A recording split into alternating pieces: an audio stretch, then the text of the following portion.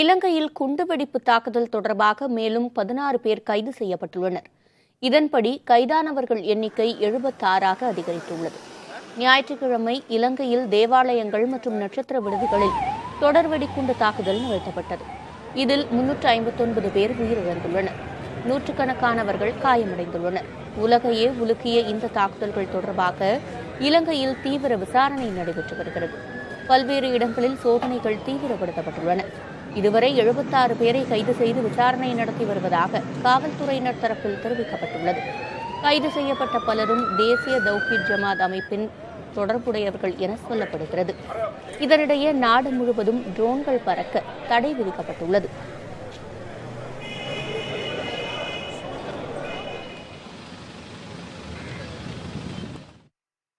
இலங்கையில் தொடர் வெடிகுண்டு தாக்குதலை தொடர்ந்து ஆயிரக்கணக்கான ராணுவ வீரர்கள் தீவிர தேடுதல் வேட்டையில் ஈடுபட்டுள்ளனர்.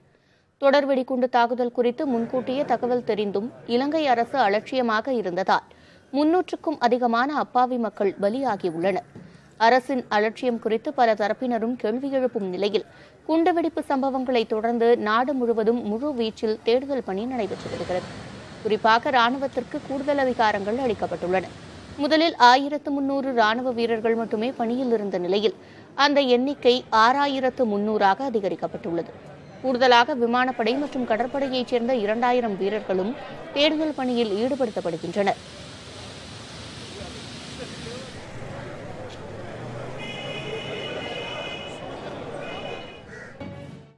இலங்கையில் அதிபர் சிறிசேன தலைமையில் நடைபெற்ற அனைத்துக் கட்சி கூட்டத்தில் பங்கேற்ற பிரதிநிதிகள் தீவிரவாதத்தை ஒழிக்க அரசுக்கு துணை நிற்பதாக உறுதியளித்துள்ளனர். இலங்கையில் ஈஸ்டர் தினத்தன்று அடுத்தடுத்து நிகழ்ந்த குண்டுவெடிப்பு சம்பவங்களை தொடர்ந்து பல்வேறு பாதுகாப்பு நடவடிக்கைகள் அமல்படுத்தப்பட்டுள்ளன. அடுத்த கட்ட நடவடிக்கைகள் குறித்து விவாதிக்க அதிபர் சிறிசேன தலைமையில் கொழும்புவில் அனைத்துக் கட்சி கூட்டம் நடைபெற்றது.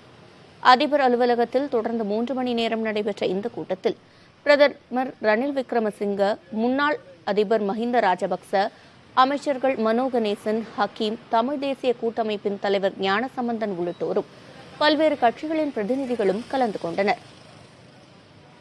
இந்த கூட்டத்தில் நாட்டில் அமல்படுத்தப்பட வேண்டிய அடுத்த கட்ட பாதுகாப்பு மற்றும் முன்னெச்சரிக்கை நடவடிக்கைகள் குறித்து விவாதிக்கப்பட்டது. அப்போது நாட்டின் பாதுகாப்புக்காக அரசு எடுக்கும் அனைத்து நடவடிக்கைகளுக்கும் துணை நிற்பதாக அனைத்து கட்சிகளைச் சேர்ந்தவர்களும் உறுதியளித்துள்ளனர். கூட்டத்தில் பங்கேற்ற அந்நாட்டின் வர்த்தகத்துறை அமைச்சர் ரிஷாத் பத்யுதீன் பின்னர் செய்தியாளர்களிடம் பேசினார்.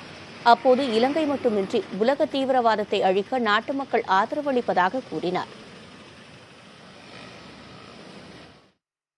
We had from the international news, ISIS, they claim they did this one. This is the crucial thing. I think this is we are as a Muslim ashamed about their attitude and their the wrongful bomb blast. We all get together, we all unite, and we said to our president, please take necessary action to defeat this terrorism, the world terrorist, from our country. All the Muslims, all the Muslim leaders, all our religious leaders and political leaders and our 2.2 million Muslims, India Muslim, we will give full support to defeat them, destroy them, chase them from this country.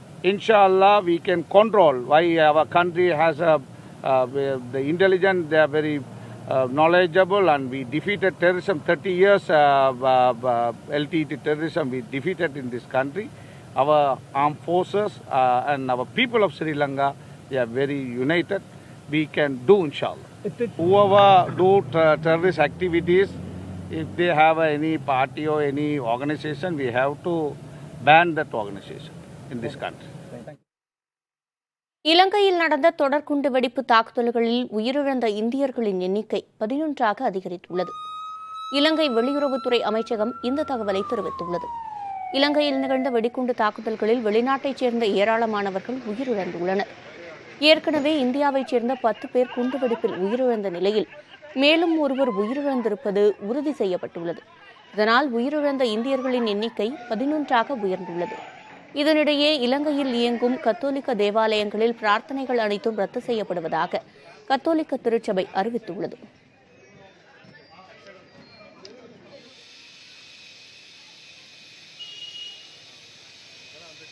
இலங்கையில் நன்கு வசதி படைத்த குடும்பத்தைச் சேர்ந்த சகோதரர்கள் இருவர் தற்கொலைப்படை தாக்குதலில் ஈடுபட்டு பலரது உயிரை பறித்துள்ளனர். யார் அவர்கள்? விரிவாக பார்க்கலாம்.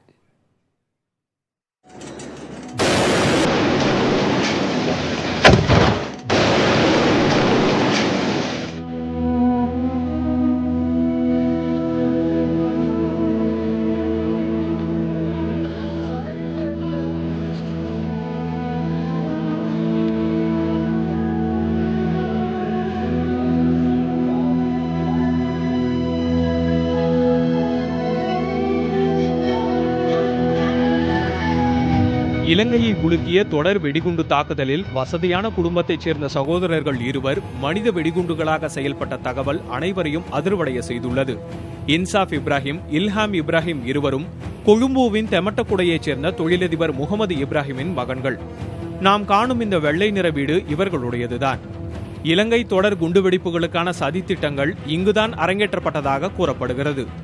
இவர்களின் தந்தை முகமது இப்ராஹிம் இப்பகுதியில் புகழ்பெற்ற தொழிலதிபர். இவரின் மகன்களா இத்தகைய கொடூர தாக்குதல்களை அரங்கேற்றியது என அதிர்ச்சியில் உறைந்துள்ளனர் அண்டை வீட்டார். இப்ராஹிமின் மூத்த மகனும் தாமிர ஆலை உரிமையாளருமான இன்சாப் இப்ராஹிம் 33 வயதானவர். இவர்தான் ஷாங்கிரிலா ஹோட்டலில் தற்கொலைப்படை தாக்குதல் நிகழ்த்தியுள்ளார்.